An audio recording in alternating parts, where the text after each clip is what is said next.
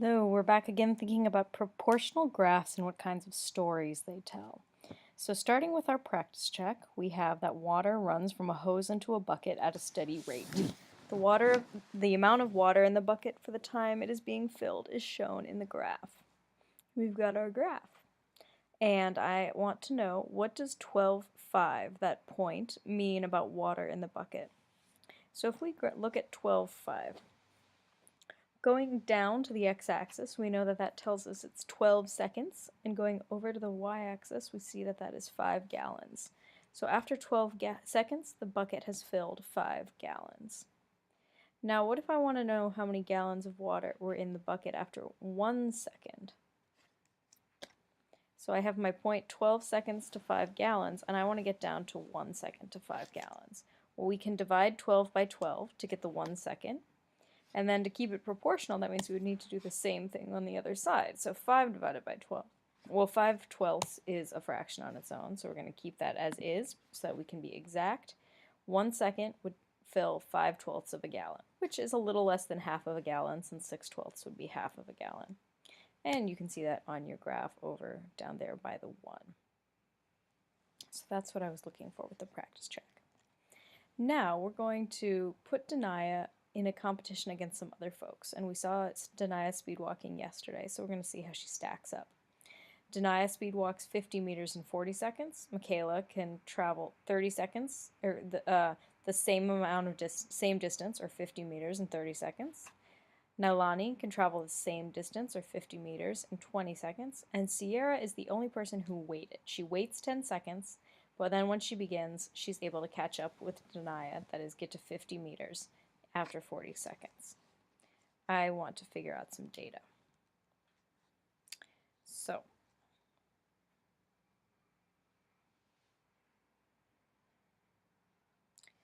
sorry, I got distracted because the time for Nailani and the time for Sierra should be gone. That was an error on my part, and that should fix as we go through. So for Denia, after no time, she's not going to go anywhere. She will not have gone anywhere, so that would be at 0, 0. After 20 seconds, though, we could use the fact that she travels 50 meters in 40 seconds to help us there. To get from 40 seconds to 20 seconds, that's just half of the time. So in half of the time, she's going to travel half of the distance. Instead of 50 meters, she would be able to travel 25 meters. And in 1 second, you can work your way down.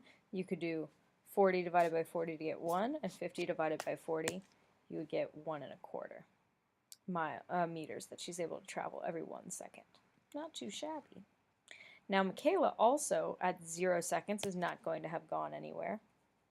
If we want to see how far she can get in 15 seconds, that's half of the 30 seconds that we have data for. So half of 30 seconds is 15 seconds. On the other side, then, we got to say half of 50 meters, she's going to be able to travel 25 meters in 15 seconds.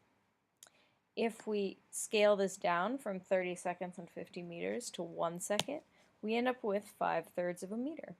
And that's about 1.6 repeating. Well, that is 1.6 repeating, or about 1.7 meters in a second, compared to Denia being able to go 1.25 meters per second. Now, Nailani also is going to go it's going to take her no time to go no distance. She's starting at the same time as everyone else. And if we want to get to our halfway mark, so we were at 20, that was the error that I had made. To get from 50 to 25 meters, we're going half the distance, so half of the time would be 10 seconds.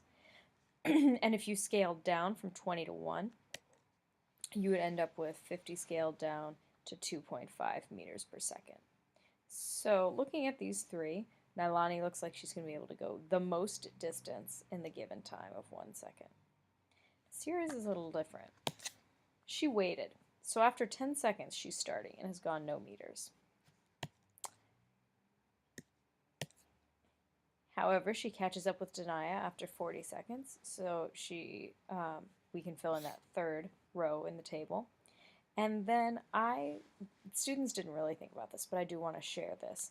I would say she can go from 10 to 40 seconds. That's a span of 30 seconds. She's able to get from 0 to 50. So it takes her 30 seconds to get 50 meters. That's the same deal as Michaela's. It takes her 30 seconds to go 50 meters. So we would say that Sierra's speed is also 5/3 of a meter per 1 second.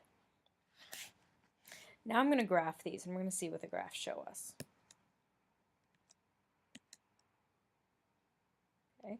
I kept the colors consistent, so that's something you can look back at.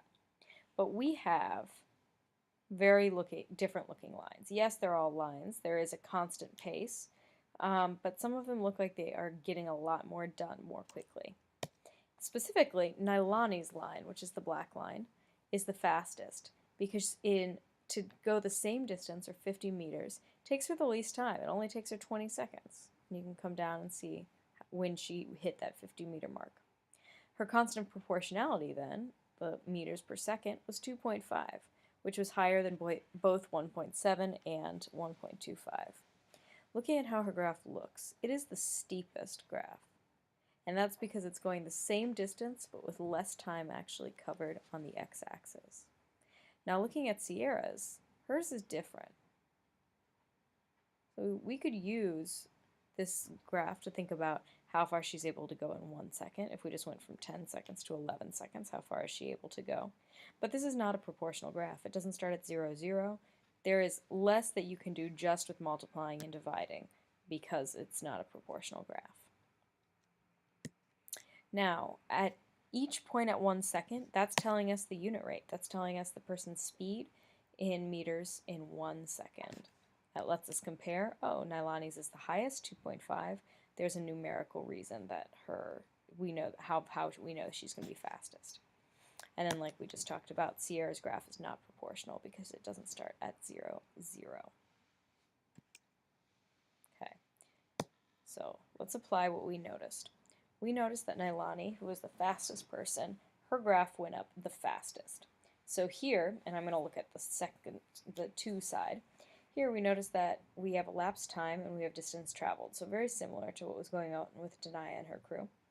And looking at this, Diego is able to travel a much higher distance in less time, or in the same amount of time as Noah.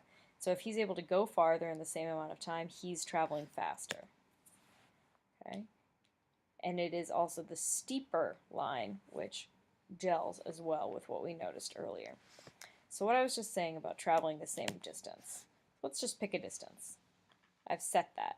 This is how far Diego, or how long it takes Diego to travel that distance. This is how long it takes Noah. This, on Diego's side, that clearly is a lot less time than it takes Noah to go this same distance. So if it takes you less time to get somewhere, that means you are faster. And then for your homework, people are like, oh, I can't see the graphs. What am I going to do? Well, you're going to think bigger. Consider what you know about constants of proportionality.